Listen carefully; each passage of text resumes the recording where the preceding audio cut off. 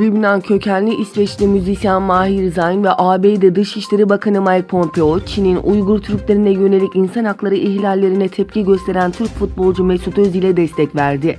Müslüman sanatçı Zayn, Facebook hesabından yaptığı açıklamada Arsenal'de oynayan Türk futbolcu Özil'in Çin'e yönelik tepkisini paylaştığını belirtti.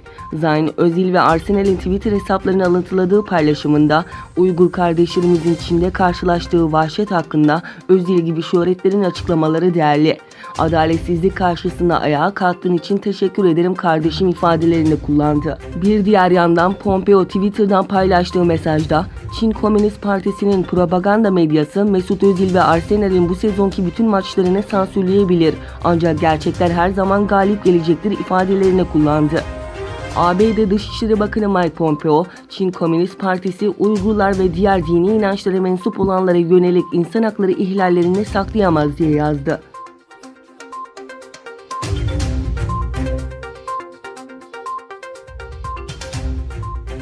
Çin'in Doğu Türkistan'da milyonlarca Uygur'u zorla hapsettiği toplama kampları ile ilgili yeni sızdırılan belgelere göre Doğu Türkistan'ın Çarkılık ilçesinde 82 kişi sözde yasa dışı dini faaliyet yüzünden 10 ila 5 yıl arasında değişen hapis cezalarına çarptırıldı. Özgür Asya Radyosu'nun haberine göre Çarkılık ilçesinde bir fabrikada çalışan Nabi Hoca Ahmet'in dini vaaz vermek suçuyla hapis cezasına çarptırıldığı bildirildi. Onun vaazini dinleyen ikisi kadın 82 Uygur'un da 10 ila 5 yıl arasında değişen hapis cezalarına çarptırıldığı kaydedildi. Hoca Ahmet'in gençleri cinsel içerikli film izlememek gibi konularda uyardığı için toplumsal düzeni bozmak ve devleti parçalamaya kışkırtmakla suçlandığı bildirildi.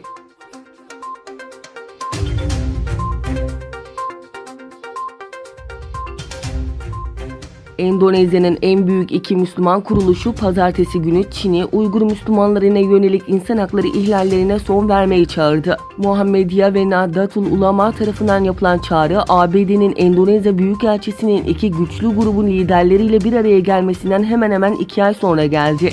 Görüşmede ABD Büyükelçisi'nin bu gruplardan Çin'in Uygurları kitlesel gözaltına almasına tepki göstermesini istediği bildirildi. Muhammediye tarafından yapılan açıklamada Çin hükümeti özellikle Uygur halkına yönelik tüm ihlallerin ne tür bir bahaneyle olursa olsun durdurmalı denildi.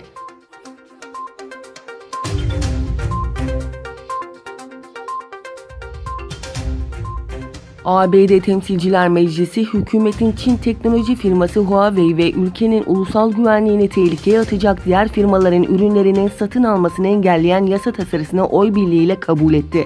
Yasa tasarısının bu hafta oylanmak üzere Senato'ya gitmesi bekleniyor. Çinli teknoloji firması Huawei, Mayıs ayında ulusal güvenlik tehdidi gerekçesiyle ABD tarafından kara listeye alınmıştı. Yasa tasarısı ayrıca ABD'li küçük telekomünikasyon sağlayıcılarına 1 milyar dolar tahsis edilerek şüpheli iletişim araçlarına kullanımdan kaldırılmasını öngörüyor.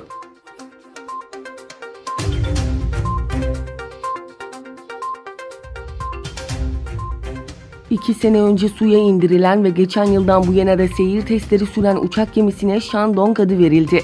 Çin, Shandong adını verdiği ilk yerli uçak gemisini hizmete soktu. Çin Merkezi Televizyonu'nun haberine göre Shandong uçak gemisinin Çin Ulusal Halk Kurtuluş Ordusu donanmasına teslimi için ülkenin Hainan eyaletine bağlı Sanya kentinde bulunan bir limanda tören düzenlendi. Çin Devlet Başkanı Xi Jinping'in de katıldığı törende gemiye Shandong adının verildiği duyuruldu.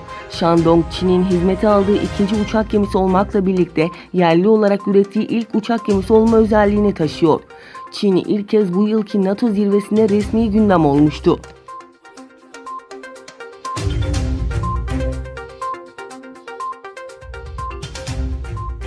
Pakistan'da 1999 yılında darbeyle göreve geldikten sonra 2008'e kadar ülkeyi yöneten Pervez Müşerref, İslamabad kentindeki mahkemede vatana ihanet davasında idama mahkum edildi. Darbeyle 1999'da iktidara gelen, 2001'de Cumhurbaşkanı olan ve yasalara göre görev süresi 2007 yılında dolan Müşerref, görevinin uzatılmasını isteyince siyasi partiler Anayasa Mahkemesi'ne Müşerref'i görevden alması için 6 başvuru yaptı.